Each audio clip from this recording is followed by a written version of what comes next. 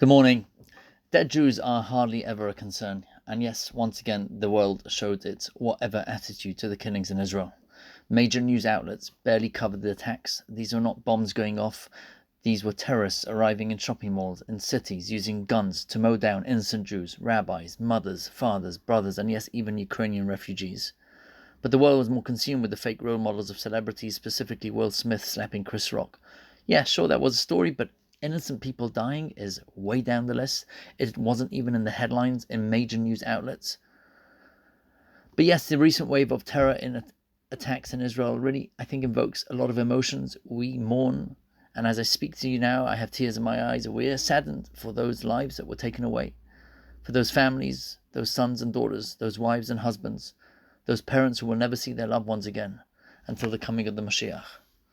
There is also a palpable fear. Speaking to someone in Israel today, he told me that these are planned attacks, and we don't know if terrorists are, God forbid, planning others. Sadly, the Jewish story is filled with terror events, with tragedies, with sufferings. And it was the great Rav Soloveitchik in his Sefer Kol Dodi Dofek who explained that our job is really not to try and figure out why do bad things happen, but really our job is to figure out what we can learn from it going forward.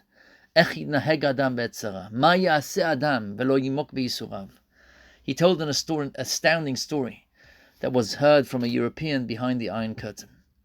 Nicolae Ceausescu, who was the Prime Minister of Romania, once visited the Egyptian Prime Minister Anwar Sadat in the fall of 1973, and he was discussing the imminent war that everybody seemed to know about except the State of Israel. He warned Sadat not to start the war because the Israeli army was far superior to the Egyptian one. Sadat said, "You're right, but there was another reason to start the war."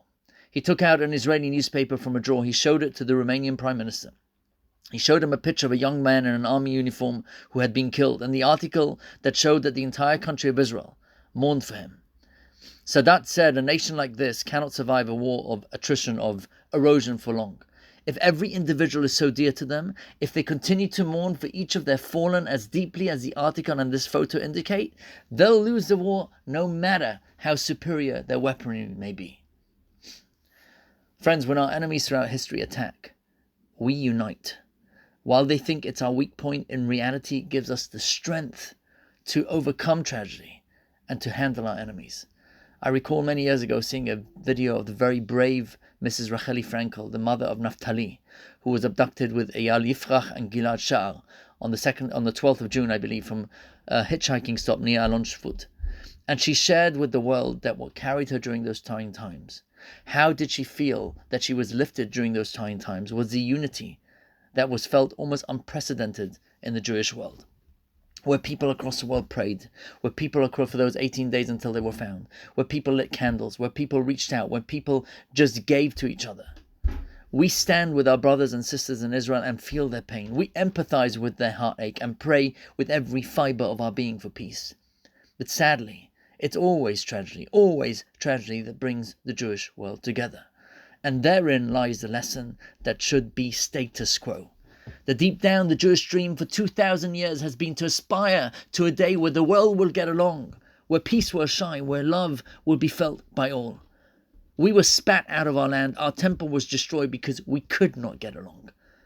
These moments show us that it's possible to achieve unity, so that one day we can all sing, we can all dance together, reunited with our loved ones in a world that is indeed filled with peace and love.